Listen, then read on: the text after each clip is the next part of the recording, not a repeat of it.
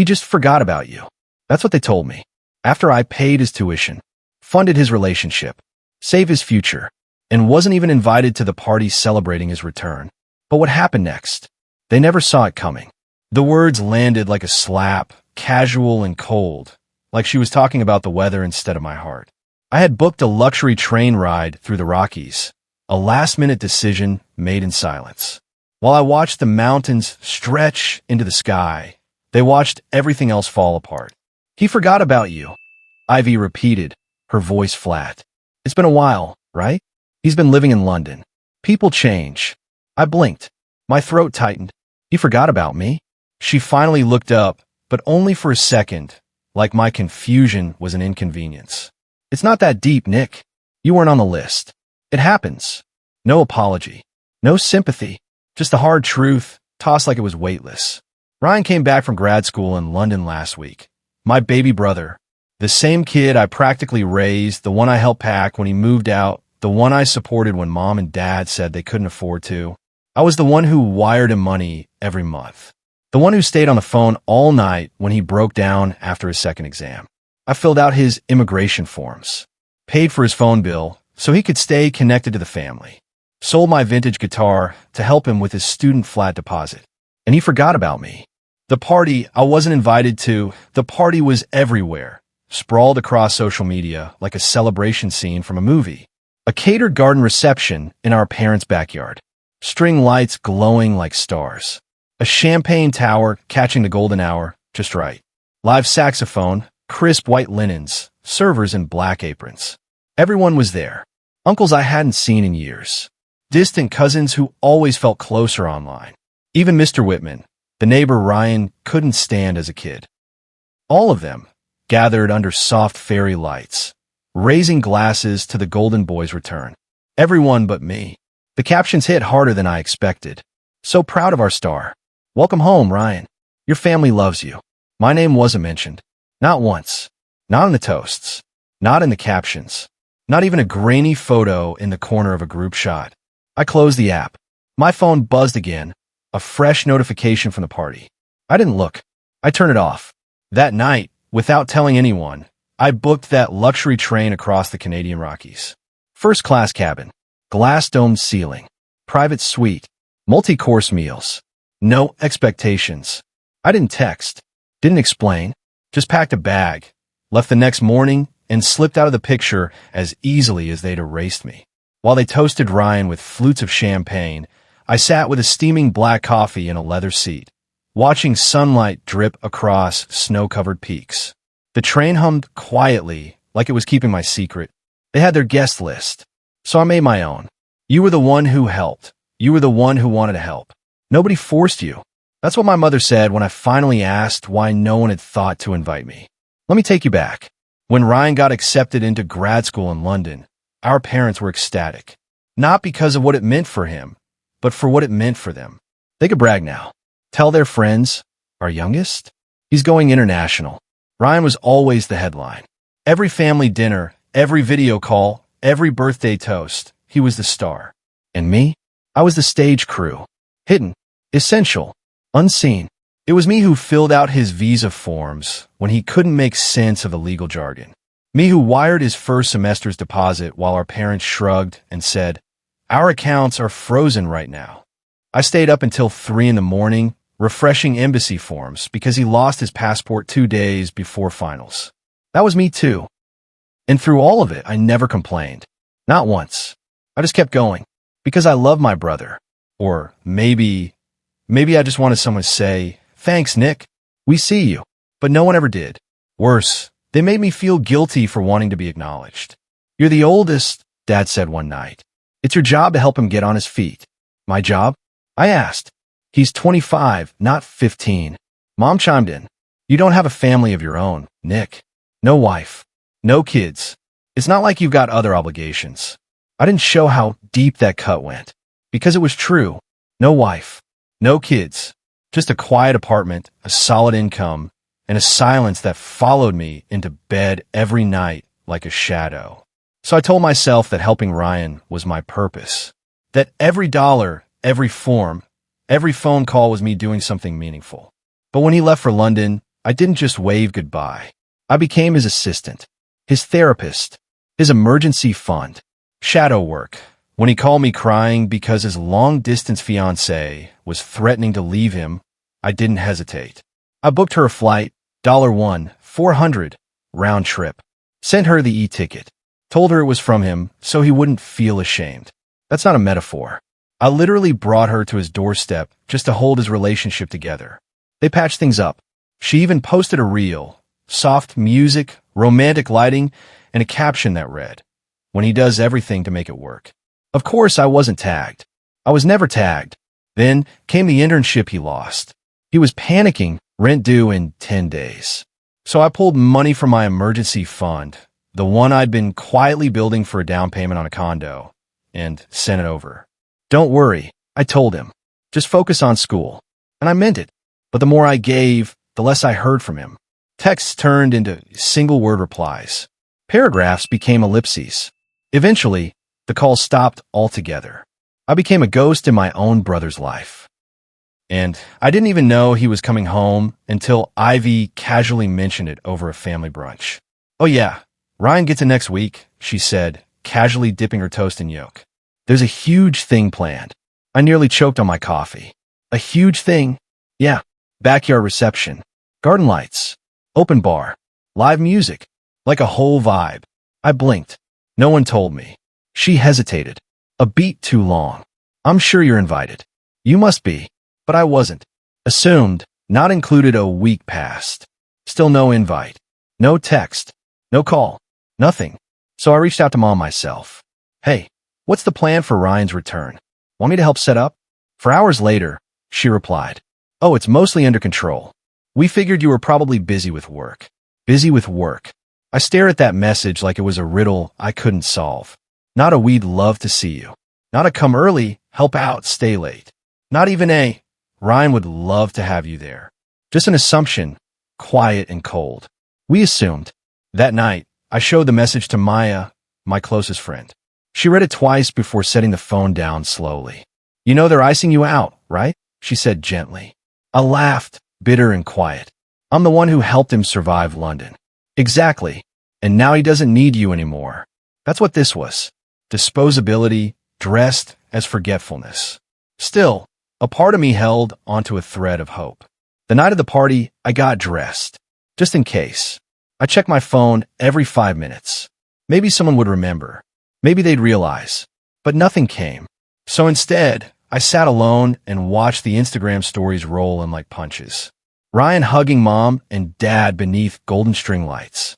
Ryan slow dancing with his fiancée. Ryan raising a champagne toast while my father clapped like he'd just been named Parent of the Year. Then Ivy posted a group photo, all smiles, under glowing lights. The people who matter most. I wasn't in it. "He just forgot about you. I did something I never do." I called Ivy. She picked up right away, probably surprised. I never call. "Hey, Nick. What's up?" I didn't waste time. Why wasn't I invited? Silence. "Ivy," I asked, though I already knew the answer. She let out a long sigh. "I don't know. Maybe you should ask Ryan." "Did you know?" There was a pause. Long enough to hear the truth loud and clear. Then, finally, "Honestly, he just forgot about you." Like that. Like it was nothing. Like forgetting your own brother. The one who helped raise you, funded you, rescued your future, was the same as forgetting a lunch date. I hung up before she could add anything else. I didn't want to hear excuses wrapped in fake concern. I didn't scream. I didn't break anything. I didn't even cry. Instead, I opened my laptop, went to the Via Rail website, and finally booked the trip I'd been eyeing for years. A luxury panoramic train ride through the Canadian Rockies. Full glass dome, gourmet dining, 0 cell phone service. No family. When the confirmation email arrived in my inbox, I just stared at it. And for the first time in what felt like years, I felt calm. They had made their list. So I made my escape. The party burned down. The day after I boarded the train, the party fell apart. Metaphorically and almost literally. But I didn't know that yet. I was somewhere between Jasper and Kamloops, wrapped in silence inside a glass-dome carriage, sipping red wine as the Rockies unfurled around me in waves of golden ice. Sunlight spilled across snow-capped peaks like melted glass. The train glided forward without effort, humming low beneath me, like it knew how much I needed the quiet. No phone signal, no messages, no noise, just peace. The kind of silence that doesn't echo, it holds you, like it knows what you're carrying. I didn't know what was happening back home, not while I was slicing into duck confit with silver cutlery. Not while golden trees blurred past cliffs dusted with snow. I was out of reach by design. And back home, they were unraveling. They always said I was the quiet one, the boring one, the one who wouldn't break, no matter what they piled on. Maybe they were right, until the moment they made it painfully, irreversibly clear I didn't matter. That's when the breaking began. The lie unravels. Apparently, the unraveling began the moment Clara, Ryan's fiancée, found out the truth. That he hadn't paid for the wedding deposits. Not the venue, not the planner, not the photographer, none of it. Every dollar had come from the so-called family card our parents handed him. A card that, behind the scenes, was linked directly to my account. I had forgotten, or maybe I just let it slide, like so many other things. Small thefts masked as favors. Tiny betrayals I told myself didn't count. But Clara found the receipts. Literally. She was going through his laptop when she saw the statements. Saw the truth. He told her his savings paid for everything. Said he was financially stable. Claimed I barely helped. That I wasn't really part of the family anymore. She found a Google Doc buried in his files. It was titled, Alex Emergency Plan. Worst case curious, she opened it. What she found? A script. A literal, pre-written script filled with lines to use in case I ever confronted him publicly. Quotes like, Alex is just being dramatic. He always gets weird when I succeed. He just wants attention. Word for word. By the time I stepped off that train and my phone reconnected to the real world, my screen lit up like a city at night. Messages from Mom. Missed calls from Dad. Dozens of texts. And one message from Clara that stopped me cold. I'm sorry. I didn't know. You were right about everything. Then, the family group chat exploded. Ryan, we need to talk. Mom, please don't make this worse. Dad, Alex, this isn't the time for one of your speeches. Ivy, everything's on fire, literally. Clara, I moved out. I'm staying at a hotel. Don't call me. I sat in my suite on the train, reading those words, the snow still streaking past the glass. And for the first time in months, I laughed. It was finally happening. The living room reckoning then, my phone rang. It was Grandma. I hadn't heard her voice in months. She was the only one who ever truly saw me, not just the role I played. She didn't bother with hello. You didn't go to the party, she said simply. No, it'll be, they deserve that. Then she paused. Her voice softened. Would you like to come for dinner this week? Just us. I blinked, stunned. You're inviting me? Of course, she said. I'm not blind, Nick. I've been watching all of this for years. That was all I needed to hear. But the real storm didn't hit until 2 days later. I was back in the city when Mom called and demanded we talk things out. For the family, she said. So I went. We met at the family house, the same one where the party had been held. The lights from the celebration were gone now. The air inside felt scrubbed raw, like someone had tried to bleach away the memory. Ryan was in the living room, pale, silent, his hands clenched tightly in his lap. Dad stood near the fireplace, his usual post for delivering half-hearted lectures. Mom was pacing, her energy manic and sharp. Clara wasn't there. Her absence felt like a ghost hanging in the air, thick and unspoken. Mom finally turned to me, arms crossed, hands on her hips. You've been childish, she began. You made a scene by not coming. Do you have any idea how humiliating it was to explain to guests why you weren't there? I raised an eyebrow. Humiliating for who? For us, she snapped. People asked if we had a falling out. I had to say you were busy with work. I looked at Ryan. He met my eyes for the first time in months. Why are you trying to sabotage me? He asked. I let out a bitter laugh. Sabotage? Is that what you think this is? You never said you were upset, he said. You could have just told me. Oh, like when I texted Mom asking to help with your party and she ghosted me? Or when I found out about it through Instagram. From a corner, Ivy muttered, You weren't technically uninvited. I turned toward her, voice sharp. Enough, Ivy. You all knew. Ryan stood suddenly. I didn't think you'd want to come, he said. We're in different stages of life. I just came back from a master's degree abroad. And you're, well, still doing the same job. That hit like a punch. The job that paid his tuition. The job that paid his rent. The job that bought the damn engagement ring. Say that again, I said, stepping closer. Slower this time. You're twisting my words, he muttered. No, I said. I'm just finally hearing them. Mom cut in. Enough. We didn't mean to exclude you, Nick. But you've always been so sensitive. And there it was. The classic hit. Not ignored. Not used. Just sensitive. So I pulled out my phone. Opened my banking app. Turned the screen toward them. $48,600. That's how much I sent over the last 3 years, I said. Does this look sensitive to you? Silence. Thick and brutal. This is how much of my life I handed over. Quietly, willingly. And what did I get in return? An Instagram caption about the people who matter most. Dad rubbed his forehead. Let's not turn this into a drama. It is a drama, I snapped. It's your favorite genre. Ryan is the golden boy. Mom's the martyr. And me? I'm the background extra who gets cropped out of the family photo. I turned toward the fireplace.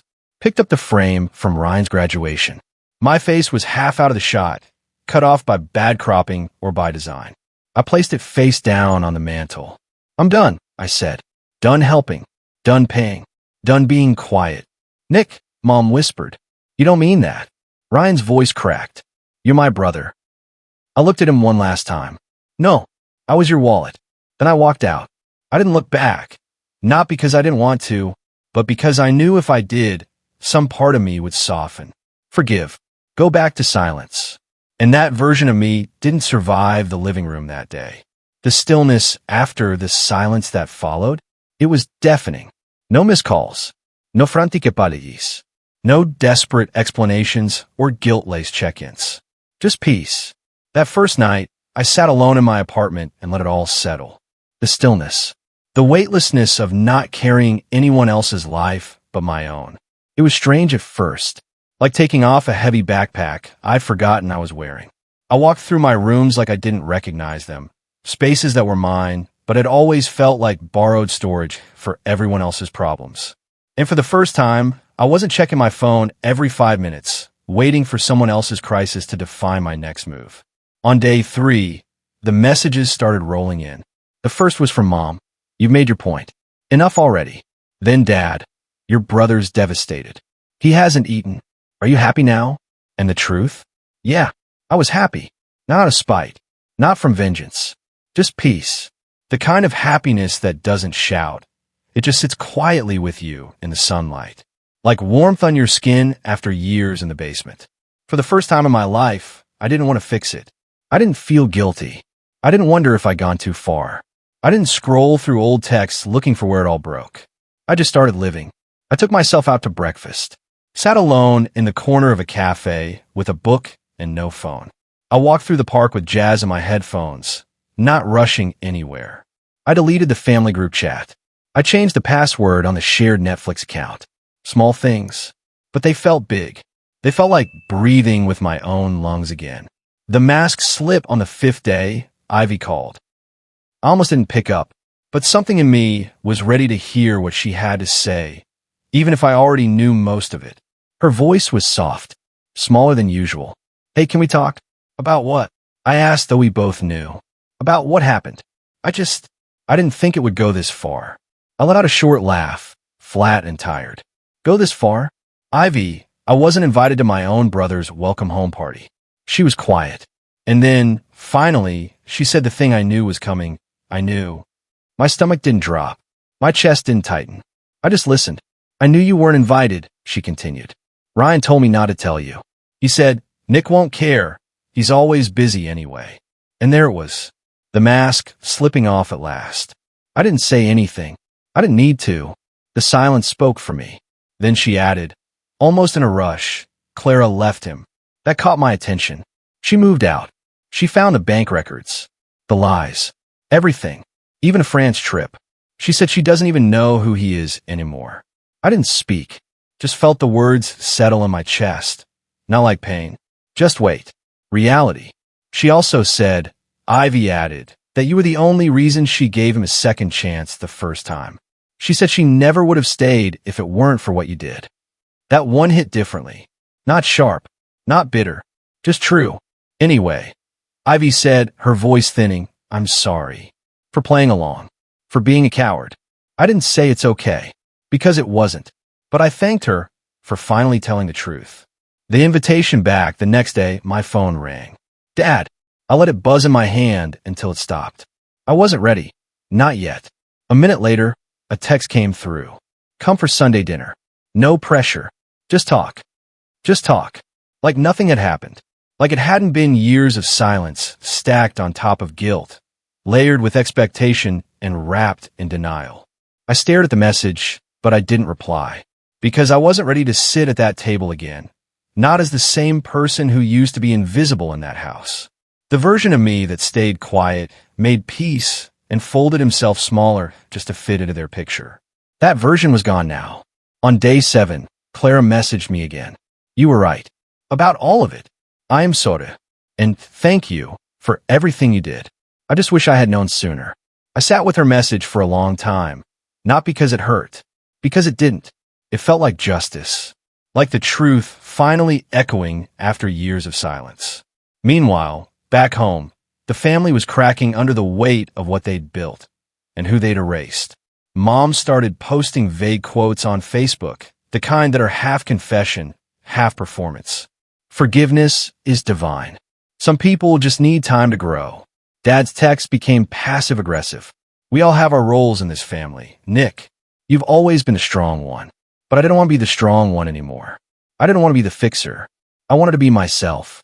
So I started pulling out the threads. One by one. Reclaiming oxygen. So I started clearing the wreckage. Not in anger. In clarity. I canceled the family credit card. Changed the auto-pay on Ryan's subscriptions. Deleted myself from the shared files, the family calendars, the cloud drives they forgot I managed. And I left the group chat. For good this time. Every action felt like a small, solid click. Like a key turning in a lock. Not to shut anyone out, but to finally let myself out. I spent the next few days in the quietest place I could find. High in the mountains, where cell service faded into wind and pine. No conversations. No guilt. No unpaid debts of the emotional kind. Just air. Clean, uninterrupted air. And for the first time in over a decade, I wasn't thinking about who needed something from me. I was thinking about what I needed. Back home, I knew what they were expecting, that I'd come back, that I'd cool off, that I'd reset like I always did. Because that's what people who use you believe, that your boundaries are temporary, that your silence is a strategy, not a decision, that your strength is a resource they're entitled to. But not this time. Not after the silence. Not after the truth came out. Not after watching them scramble under the weight of everything they built on my back. They thought they were losing me. They weren't. They were just losing access. They lost access, not me. They thought I'd come back. They always do. That's the thing about people who use you. They believe your boundaries are just part of the performance. A moment of drama. A temporary act. They assume you'll cool down. Apologize. Shrink back into the version of yourself they preferred. The one who gave without asking, who bent without breaking. But not this time. Not after the silence. Not after the unraveling. Not after the truth was dragged out into the light. It's been a month since the party I was never invited to. A month since I turned off the auto payments. Since I deleted myself from their plans. Since I stopped showing up for a story where I wasn't even listed in the credits. Clara left. Ryan's golden image shattered like a champagne glass dropped on marble. The family started trying everything. Mom left me a voicemail last week. It started with, I raise you better than this, and ended with, this family is falling apart, and you're letting it happen. And she's right. I'm letting it happen. Because for the first time in my life, I've decided I'm not fixing what I didn't break. Dad texted me yesterday. Hope you're proud. Your brother's depressed. Your mother cries every day. But you know what's wild? Not once did anyone ask how I'm doing. Not after being erased. Not after being drained dry. Not after funding the celebration they never saved a seat for me at. Because this was never about me. I was never the person they celebrated. I was the resource. The bank account. The background. The silence. And when I disappeared, they didn't lose me. They lost access. My own destination. Ivy texted me a few nights ago. You should see the group chat now. It's chaos. Ryan won't talk to anyone. Mom's threatening to rewrite the will. It's like you lit a match and walked away. But I didn't light the match. They did. When they left me off the guest list. When they raised glasses and posted photos and danced under golden lights, pretending I didn't exist. When Ivy shrugged and said, "He just forgot about you." I didn't set the fire. I just stopped putting it out. And the strangest part? I'm not bitter. That surprised me the most. I thought I'd be filled with rage, resentment, something burning hot and sharp. But I'm not. I'm just done. Done handing over my peace like it was an obligation. Done swallowing disrespect just to keep the family dynamic from cracking. I used to think love meant sacrifice. That being a good son, a good brother, meant endurance. Measured in silence, not support. But now love, to me, looks like freedom. It looks like silence that heals, not silence that hides. It looks like waking up and not bracing for someone else's crisis. It looks like living without a running emotional invoice in my head. And the best part? This morning, I posted a photo from the train. The one with the panoramic glass, snow-capped peaks, and soft light cutting across the sky. The caption? If they don't put you on the guest list, make your own destination. It went a little viral. Even Clara liked it. Ivy sent me a screenshot of the family group chat, losing their minds. Mom, he's mocking us publicly now. Dad, let it go. We lost him. But they didn't lose me. Because they never had me. They had my labor, my money, my silence. But me? They never even looked closely enough to find. I don't know what the future holds. Maybe one day, I'll sit across from Ryan and he'll finally say the words I deserved 10 years ago. I'm sorry. I used you. I was selfish. Or maybe he never will. Either way, I'm not waiting for it. I've stopped building bridges only I walk on. From now on, I'm building walls. Not to shut them out, but to finally keep me in. To guard the parts of myself they drained. To protect the peace I bled for. To choose, unapologetically, completely me, optional closing. The peace that stayed, I still sit by the window sometimes. Mornings, mostly, when the world is quiet and my phone doesn't buzz. I make coffee. I open a book. I let the light pour in. No tensión. No to-do list with someone else's name on it. No wondering if I've done enough to earn a seat at a table I helped build. That's what peace is, I've learned. Not loud. Not glamorous. Just still. Just mine. And most of all, lasting. They thought I walked away. But really? I came home to myself. If you enjoyed this story, don't forget to hit that like button, share this video with your friends, and subscribe for more real-life family dramas. Let me know in the comments what you think about today's story. Was it fair or totally messed up? See you next one.